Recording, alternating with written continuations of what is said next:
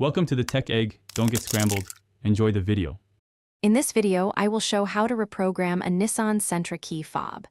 Start by sitting in the driver's seat with all doors closed, ignition off, and the working key fob handy. Gather any additional fobs you want to program at the same time. We will follow a clear sequence of ignition cycles and button presses so your fobs sync quickly and consistently without dealer visits. Before we begin, make sure the car is in park and interior lights remain on when doors open. Disable any garage door or phone apps that could unlock doors accidentally.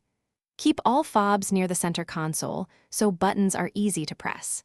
Stay calm and follow each step precisely, since timing matters for the programming sequence to register the fob to the vehicle's receiver properly. The programming routine uses ignition cycles and timed button presses to enter and exit programming mode. Start by inserting and removing the key 6 times within 10 seconds to trigger the car's programming state. When the locks cycle, press and hold the lock button on each fob for about 2 seconds to register.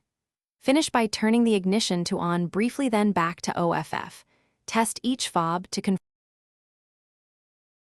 Thanks for watching. Consider subscribing if I helped unscramble your problems.